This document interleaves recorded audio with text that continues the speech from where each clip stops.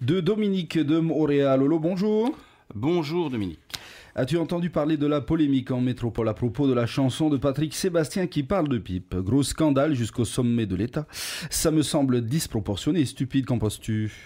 Alors bonjour Dominique, j'allais ajouter Nick pour faire allusion à une chanson des années 60 à qui l'on pourrait prêter également des connotations ambiguës. Oui, donc c'est le dernier buzz en date autour de cette chanson populaire dans la lignée de toutes les œuvres précédentes de Sébastien.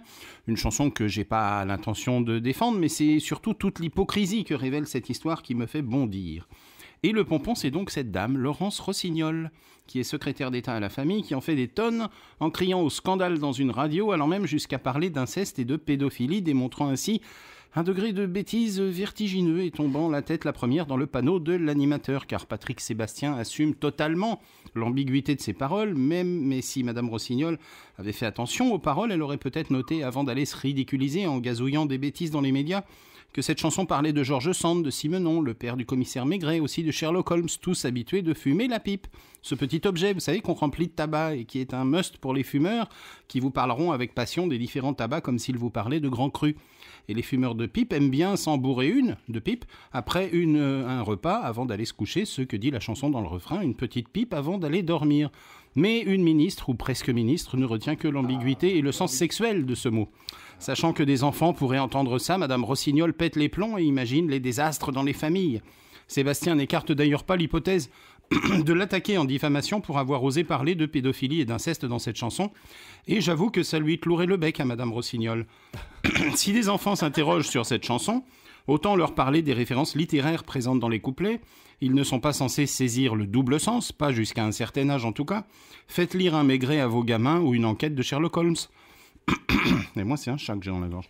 On se demande vraiment où se situe le mauvais esprit et les pensées mal tournées. Encore une fois, Sébastien doit prendre son pied, puisqu'il génère un buzz national et une pub gratuite énorme avec cette chanson, qui, à part ce fameux double sens, ne peut même pas être qualifiée de paillarde.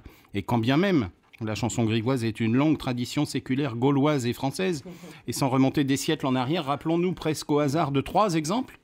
La chanson de Gainsbourg, chantée par la jeune France Gall à ses débuts, Annie aime les sucettes. Allez voir les paroles, c'est autrement plus sulfureux et délicieux, soit dit en passant. Voilà. Et puis dans la comédie musicale Air, Gérard Palapra chantait une chanson qui s'appelait Sodomie, avec des paroles et un titre particulièrement explicites, et plus récemment le chanteur Kinvey, avec sa chanson aux explicites lyrics titrée La fellation.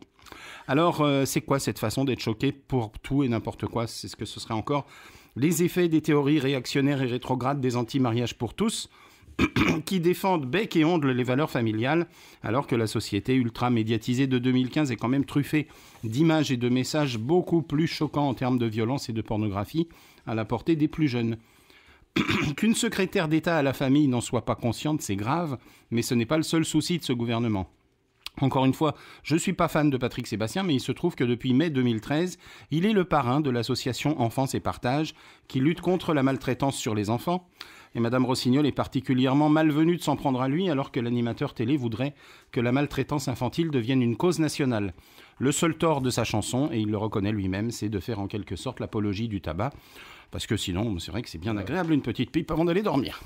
Marululotane.